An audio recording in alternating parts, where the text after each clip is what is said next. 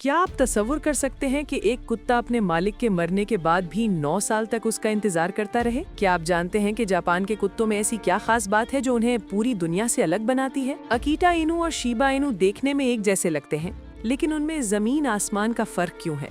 और जापान के लोग अपने कुत्तों को सिर्फ पेट नहीं बल्कि नेशनल ट्रेजर क्यों मानते हैं? आज के इस वीडियो में हम जापान के उन बहादुर और वफादार कुत्तों की कहानी जानेंगे जिन्होंने दुनिया को वफादारी का असली मतलब सिखाया। चलिए शुरू करते हैं जापान के कुत्तों की ये दिलचस्प दास्तान।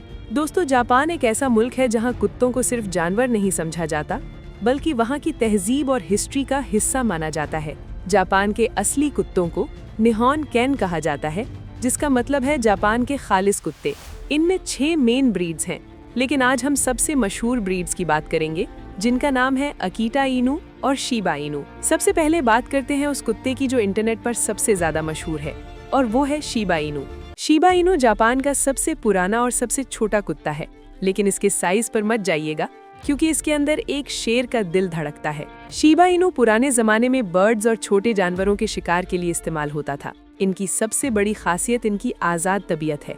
ये कुत्ते आम कुत्तों की तरह चिपकू नहीं होते, बल्कि इनका मिजाज बिल्लियों जैसा होता है। ये साफ सफाई पसंद करते हैं और बिना वजह नहीं भौंकते। लेकिन अगर आप सोचते हैं कि शिबा इनू पालना आसान है, तो आप गलत हैं। ये बहुत जिद्दी होते हैं, और अगर इनका मूड ना हो तो ये अपने मालिक की बात भी नहीं सुनते। इनको ड्रामा क्वीन भी कहा जाता है, क्योंकि जब ये नाराज होते हैं तो एक खास किस्म की आवाज निकालते हैं, जिसे शिबा स्क्रीम कहते हैं। लेकिन इनकी यही नखरे वाली अदा लोगों को बहुत पसंद आती है।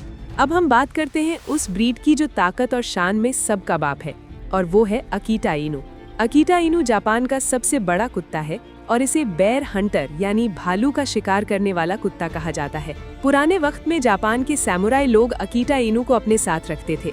ये कुत्ता इतना ताकतवर होता है कि ये अकेले ही बड़े बड़े जानवरों का मुकाबला कर सकता है। अकीता इनू बहुत खामोश और गंभीर मिजाज का होता है। ये हर किसी से दोस्ती नहीं करता और अजनबियों पर जल्दी भरोसा नहीं करता, लेकिन अपने मालिक के लिए ये अपनी जान भी दे सकता है। दुनिया भर में अकीता इनू को वफादारी की सबसे बड़ी मिसाल माना जाता है। अकीता और शिबा में सबसे बड़ा फर्क साइज और मिजाज का है। शिबा थोड़ा शरारती और चुलबुला होता है, जबकि अकीता बहुत काम और प्रोटेक्टर होता है। अगर आप एक अकीता की आंखों में देखेंगे तो आपको महसूस होगा कि जैसे कोई पुराना समझदार बुजुर्ग आपको देख रहा हो। लेकिन जापान के कुत्तों की कहानी हाचिको के जिक्र के बगैर अधूरी है। हाचिको एक अकीता इनू था, जिसकी पैदाइश 1923 में हुई थी। इसका मालिक प्रोफेसर उएनो टोक्यो यूनिवर्सिटी में पढ़ाता था। हाचिको और प्रोफेसर का रिश्ता इतना गहरा था कि हाचिको रोजाना सुबह अपने मालिक को शिबुया स्टेशन तक छोड़ने जाता था, और शाम को ठीक वक्त पर वापस स्टेशन पर खड़ा होता था अपने मालिक को लेने के लिए। ये उनका रोज का मामूल था, और पूरा स्टेशन स्टाफ हाचिको को पहचानता था। लेकिन एक दिन कुछ ऐसा हुआ जिसने सब कुछ बदल दिया। 21 मई 1925 को प्रोफेसर उएनो को यूनिवर्सिटी में लेक्चर देते वक्त ब्रेन हेमरेज हुआ। वो उस दिन स्टेशन वापस नहीं आए। हाचिको स्टेशन पर खड़ा रहा और इंतजार करता रहा। लोगों ने उसे समझाने की कोशिश की, उसे वहां से हटाया गया, लेकिन वो वापस वहीं आ जाता। दिन महीनों में बदले और महीने सालों में। हाचिको वहां 9 साल 9 महीने और 15 दिन तक रोजाना आता रहा। सर्दी हो, बारिश हो या तूफान, हाचिको अपनी जगह से नहीं हिलता था। वो बूढ़ा हो गया, कमजोर हो गया, उसे बीमारियों ने घेर लिया, लेकिन उसकी उम्मीद नहीं टूटी। आखिरकार 8 मार्च 1935 को हाचिको का इंतकाल उसी स्टेशन के पास हुआ जहां वो अपने मालिक का इंतजार कर रहा था। हाचिको की मौत ने पूरे जापान को रुला दिया।